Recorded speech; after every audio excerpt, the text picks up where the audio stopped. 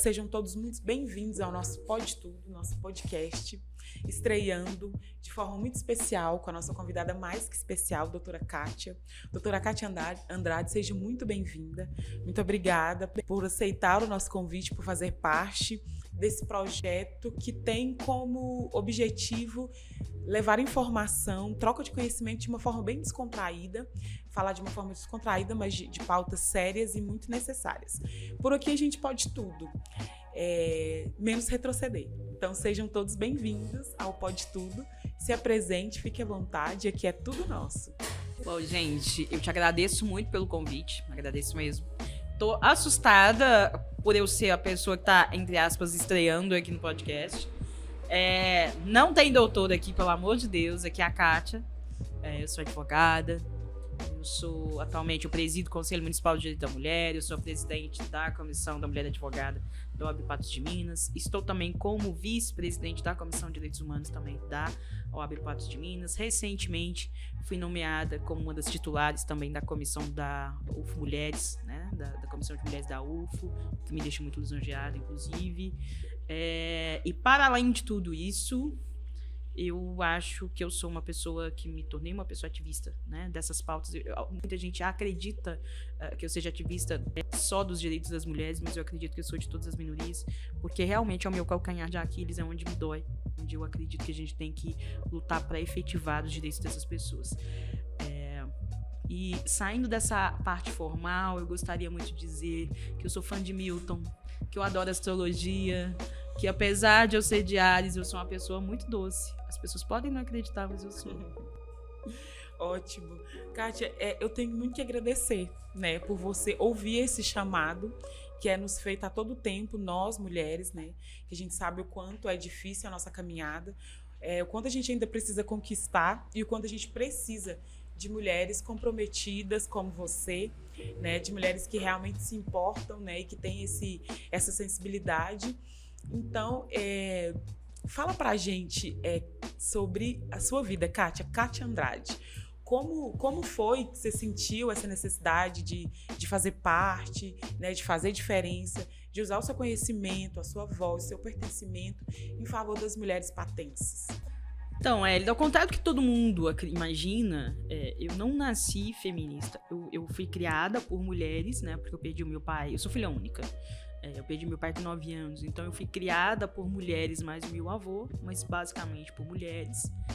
Minha mãe, minha avó, minha tia. Mas mesmo assim, ainda foi uma educação conservadora. Hoje eu acho que eu transformei muito mais a minha mãe, a minha avó, a minha tia, do que elas me transformaram no que diz respeito a princípios feministas, né? Hoje eu vejo que tem uma mudança de discurso com relação a isso do que eu aprendi. Mas eu me tornei efetivamente... na verdade, eu passei a ter mais consciência sobre isso, porque em algum momento da minha vida eu tive que presidir uma instituição em Patos, uma instituição que era tradicional aqui em Patos, e que eu tenho muito orgulho em dizer que eu fui presidente. Só que naquele momento, apesar de todo mundo reconhecer o quanto eu estava trabalhando, o quanto eu tinha trabalhado, inclusive, no período que antecedeu a minha presidência, eu tive o meu nome rejeitado, porque foi isso, não tem outra palavra para se usar, o meu nome de algum modo foi rejeitado, porque eu era mulher.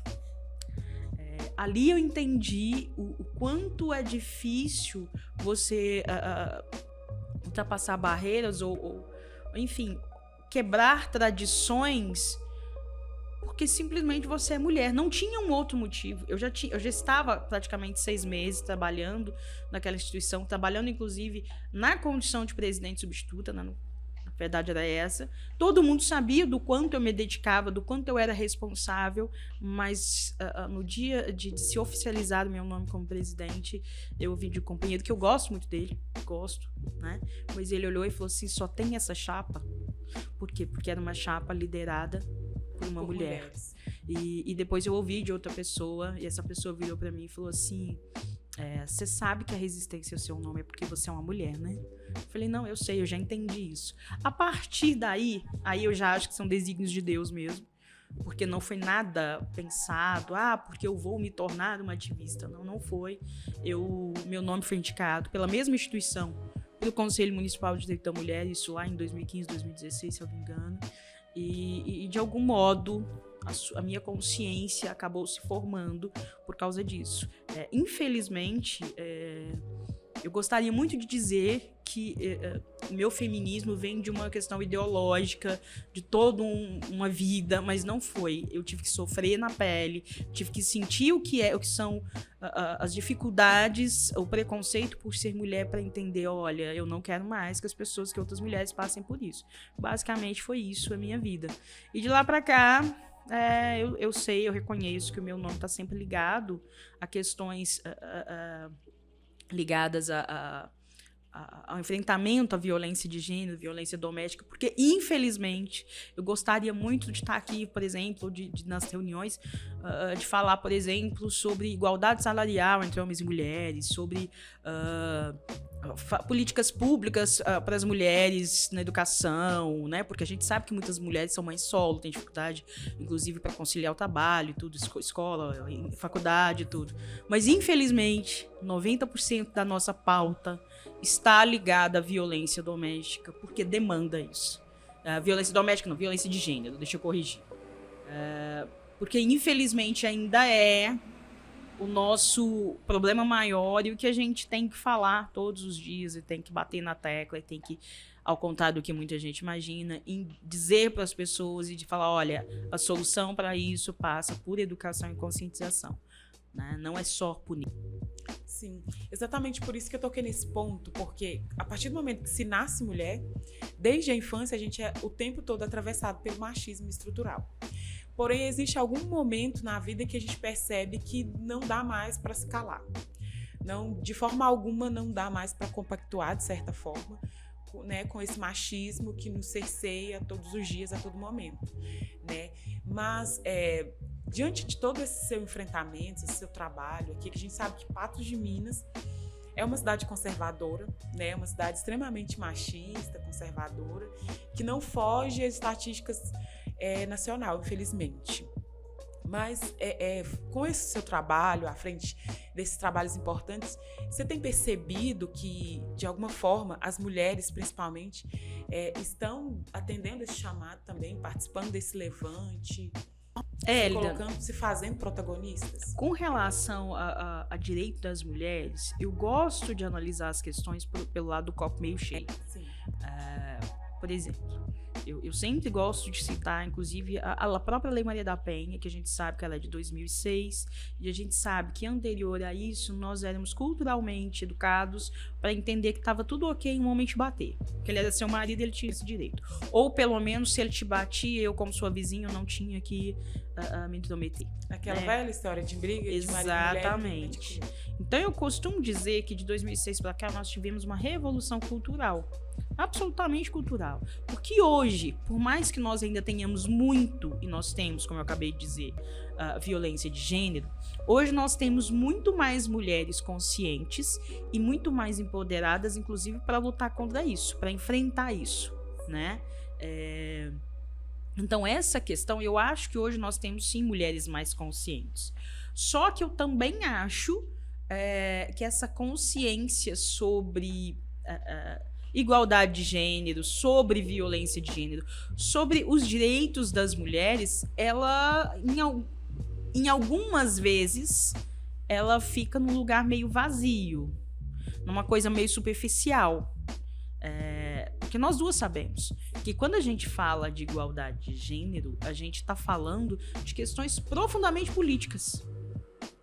Entendeu? Eu não quero só que as pessoas me tratem de forma igual com relação ao homem. Eu quero que outras mulheres tenham as mesmas oportunidades que eu tive.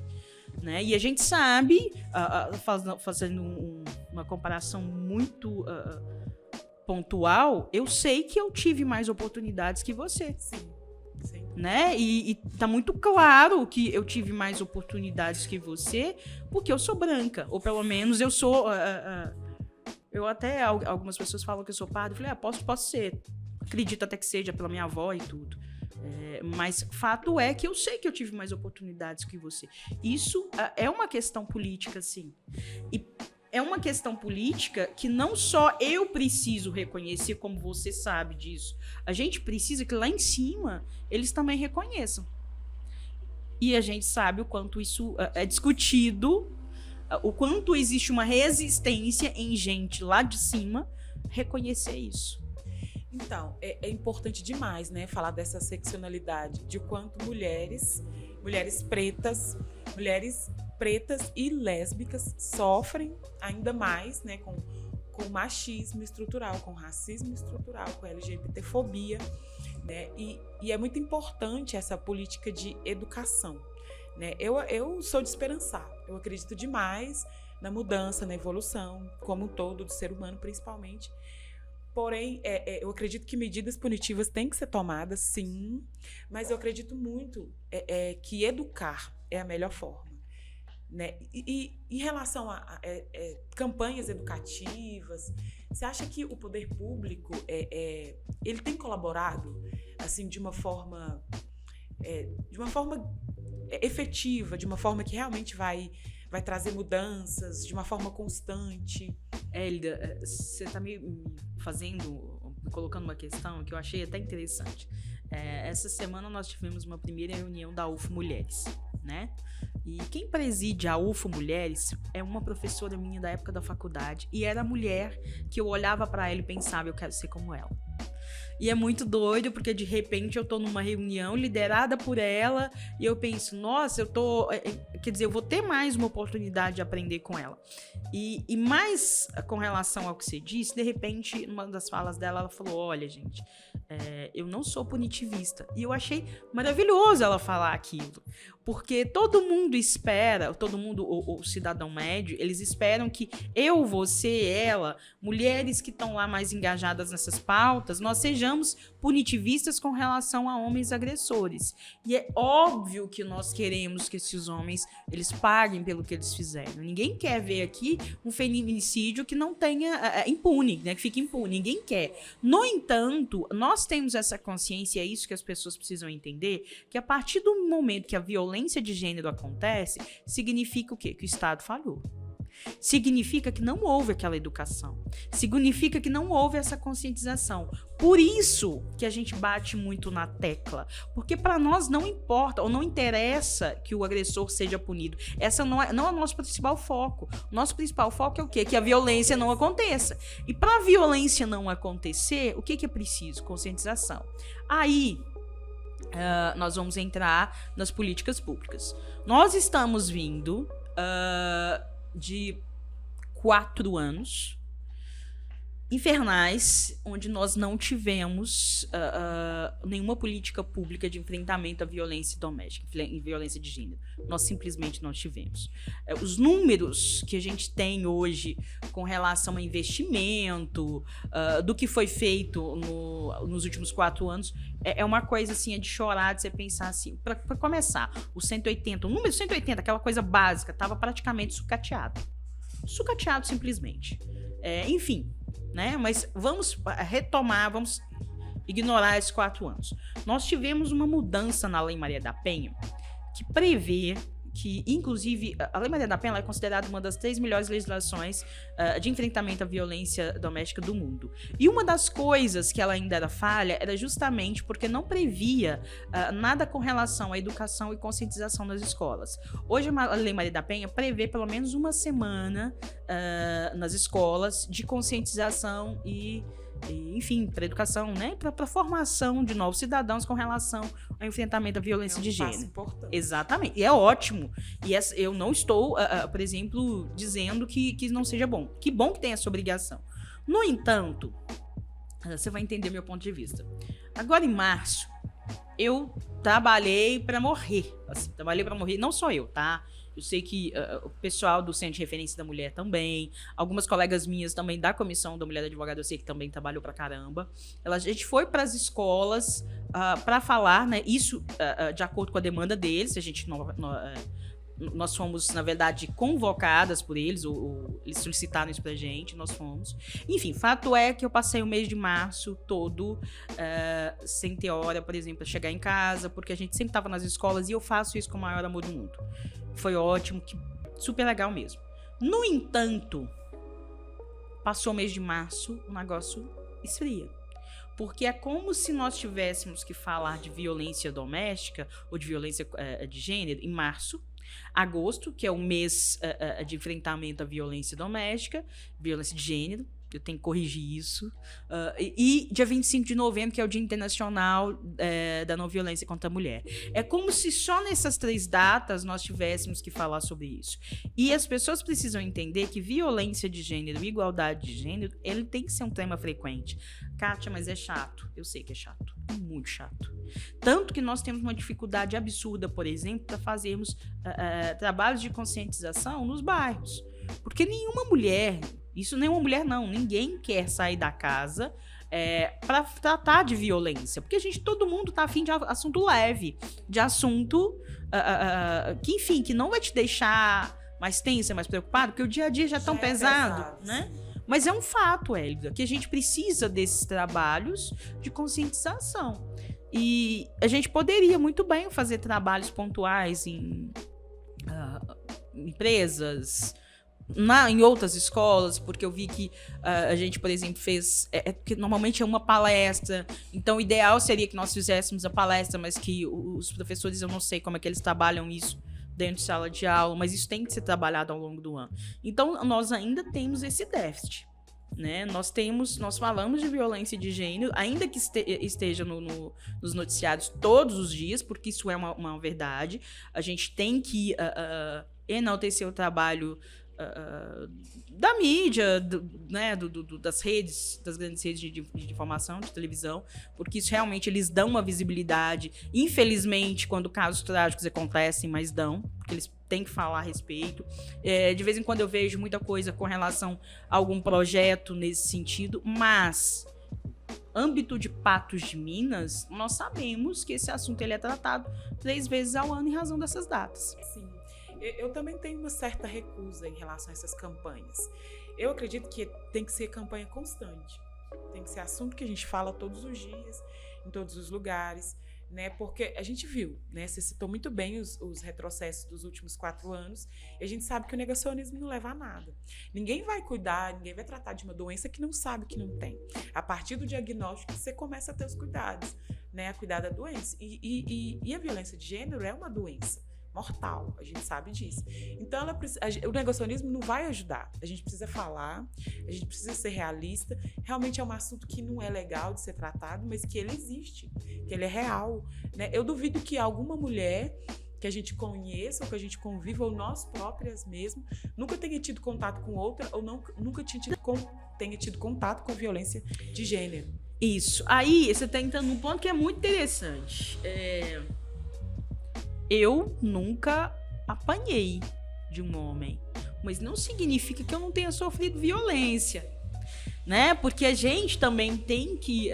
as pessoas precisam também ser esclarecidas no sentido de que violência de gênero não é só quando agride fisicamente. Aliás, eu tenho certeza que você... Infelizmente, quase todas as mulheres, em algum momento, passou por um relacionamento abusivo.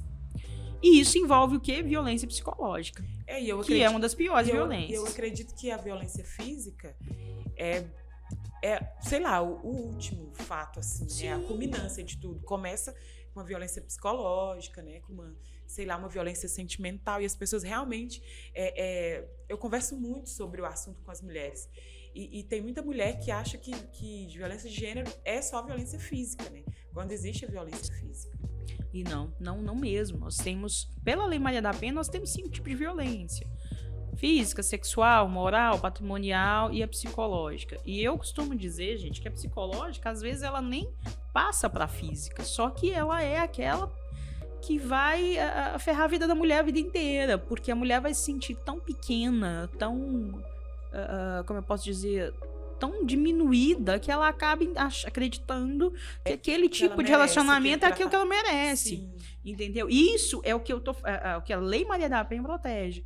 Só que nós temos outros tipos de violência, né? Nós temos violência institucional contra mulheres. Nós temos violência política contra mulheres. E que tem sido recorrente. Exatamente. Eu tenho uma certa esperança, porque agora nós temos um provimento CNJ, protocolo para julgamento com perspectivas de gênero, inclusive, que agora, por exemplo, a palavra da mulher ela tem que ter um valor muito alto. Ela tem que ser, tem que importar de verdade.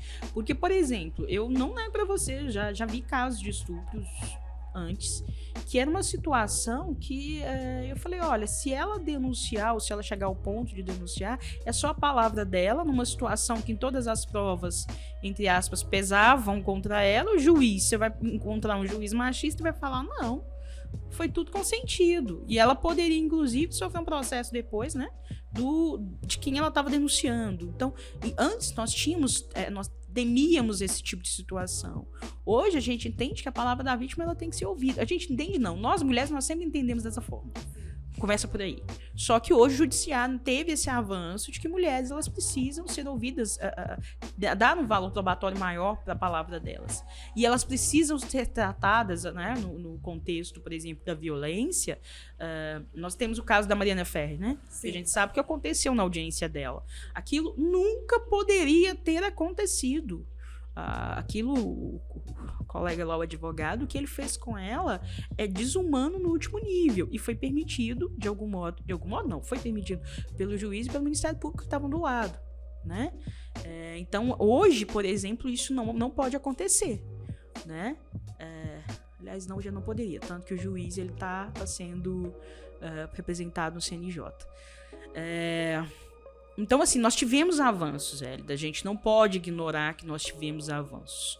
Só que a gente sabe o custo desses avanços e a gente sabe que existe uma resistência também de quem não considera mulher, exato, não, de quem não considera, inclusive, mulheres como seres de direitos na mesma proporção de igualdade que homens, porque eles e nisso a gente tem que ponderar que muitas pessoas que estão do outro lado resistindo aos nossos avanços, muitos são mulheres.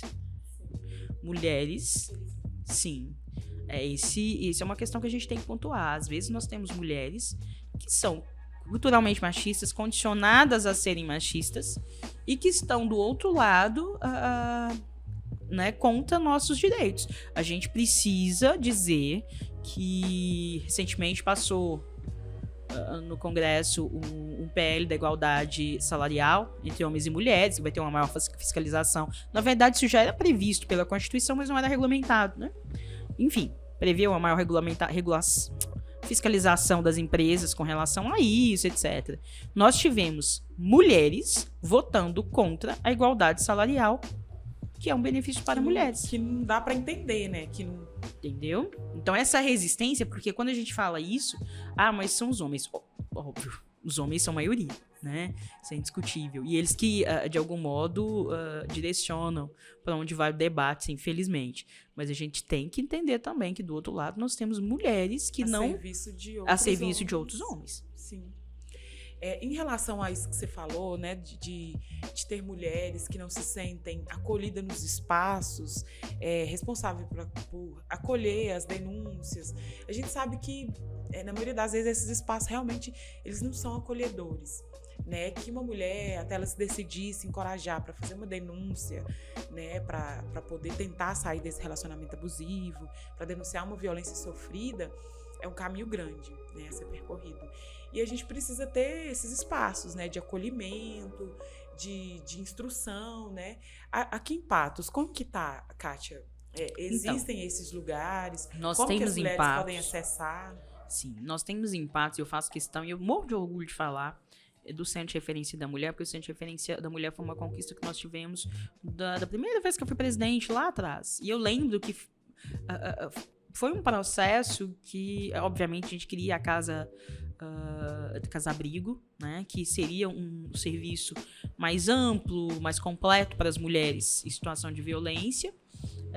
Mas, enfim, na época o que a gente conseguiu foi o Centro de Referência, e o Centro de Referência é um serviço público, obviamente gratuito, e posso falar que é de qualidade, que oferece serviço de psicologia, assistência social e orientação jurídica para as mulheres em situação de violência, tá? Então, e detalhe, das mulheres que precisam desse serviço, elas não precisam, por exemplo, necessariamente terem ido na polícia antes. Às vezes são mulheres que, por exemplo, precisam ser fortalecidas, empoderadas para sair de um relacionamento. E para sair desse relacionamento, elas precisam também de acompanhamento psicológico. Entendeu? Então não precisa, por exemplo, chegar lá porque eu representei na polícia. Não, eu fiz boletim de ocorrência. Não.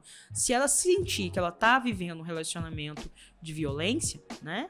Um relacionamento abusivo, que seria o violência psicológica e tudo, ela pode procurar o centro de referência. Mas eu sei também que a maior parte das mulheres que procuram lá, normalmente são mulheres que já passaram pela Polícia Civil ou já fizeram algum boletim de ocorrência e por isso foram direcionadas ao centro de referência. Mas é bom, eu gosto muito de divulgar esse serviço porque eu sei da dificuldade, eu sei que, por exemplo, quem não tem condições, é caro uma consulta com psicólogo, né?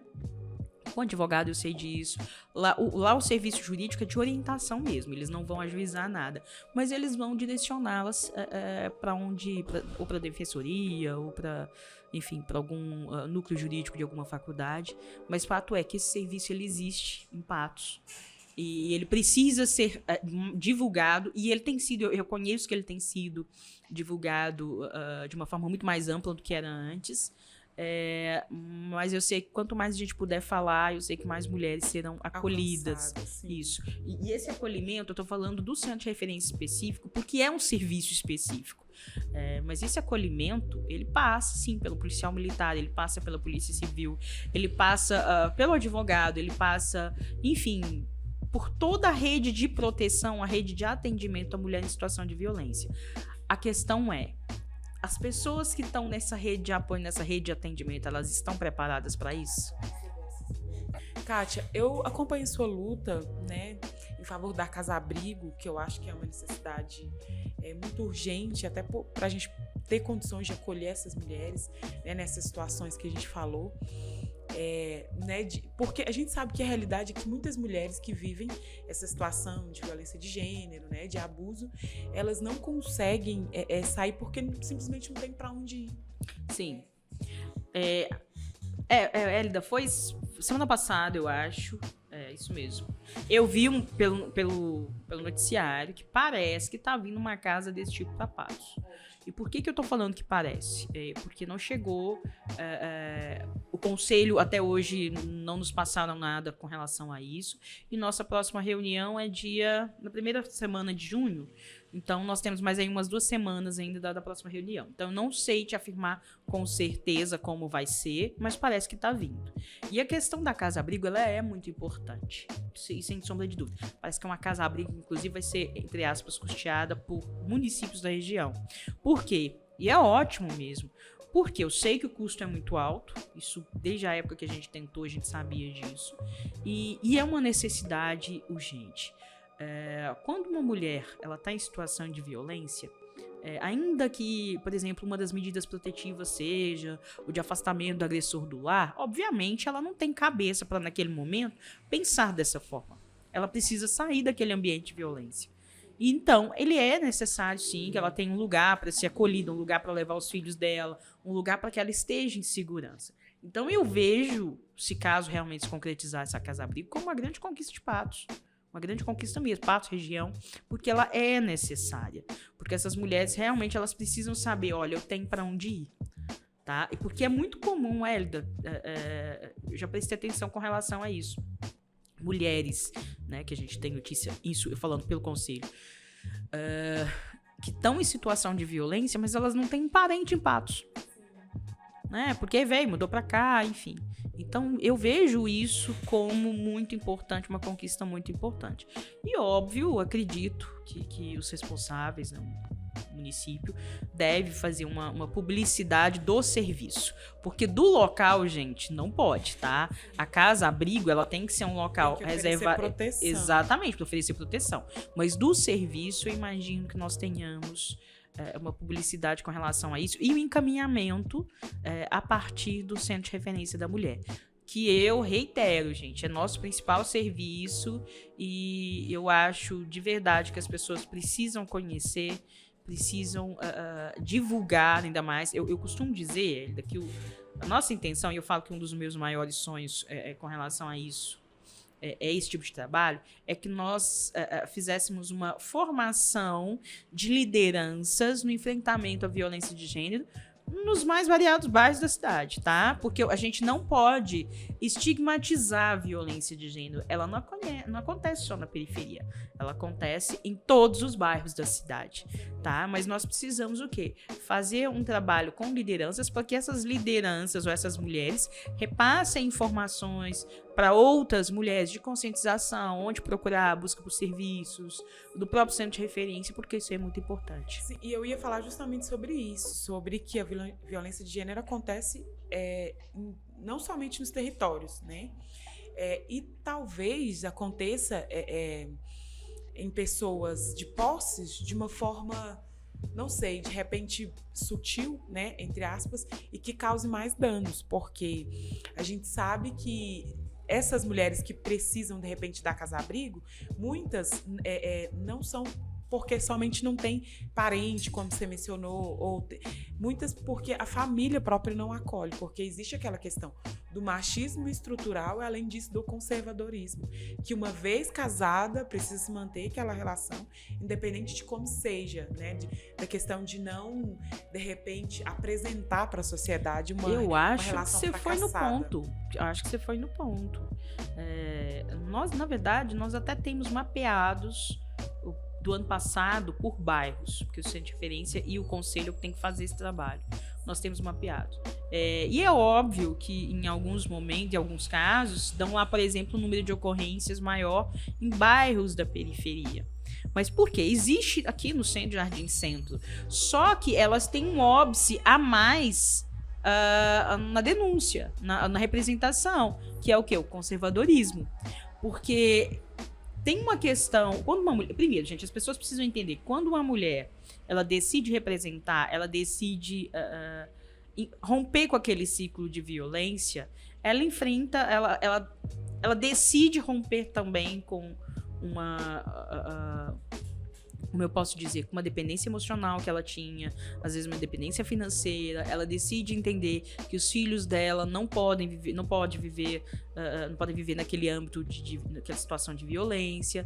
Mas nós temos também aquela questão da mulher que foi criada, que vive numa sociedade, tem todo o status quo, status social no caso, e que ela diz, olha, já imaginou a vergonha se descobrirem que eu apanho do meu marido, entendeu? Isso para uma mulher decidir denunciar, são vários fatores. E quando a gente pega uma mulher de um padrão social mais alto, a questão do conservadorismo, ela óbvio que pesa, né? Óbvio que pesa. Mas eu gosto muito de dizer, gente, eu fico muito furiosa, muito brava mesmo, quando eu vejo dando o perfil da mulher em situação de violência como sendo só mulheres pobres. Gente, a violência, ela acontece, infelizmente, com todas as mulheres, qualquer tipo de mulher. Pobre, rica, preta, branca, escolarizada, entendeu? Empoderada, tá? Infelizmente, todas nós mulheres podemos passar por isso. Exatamente. Sim. Então, Kátia, já partindo para as considerações finais, a gente sabe que é uma pauta extensa e muito necessária. O convite está aberto para você voltar quantas vezes forem precisas.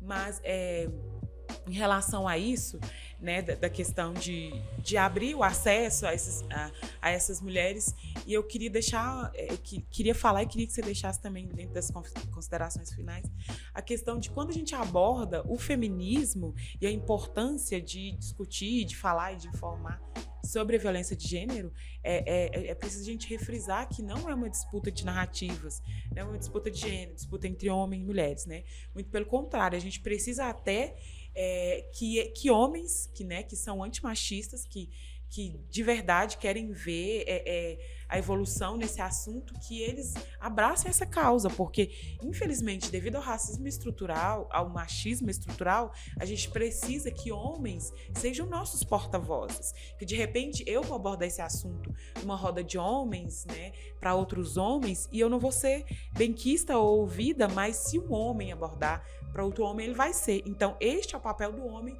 na luta antimachista. Você não concorda? Concordo, e fazendo já as minhas considerações finais, eu tenho lido, sabe? O livro da Bell Hooks, Tudo sobre Amor, né? E o meu feminismo, eu quero muito pautar o meu feminismo com base no que ela escreve. Porque eu acho que a gente não precisa, nesse momento, de mais discursos radicais. Quando eu falo de discursos radicais, eu estou falando também do nosso lado. Eu acho que nós chegamos num momento em que nós precisamos dizer para os homens que, ok, a pauta não é deles, mas a gente precisa que eles caminhem com a gente, eles estejam do nosso lado.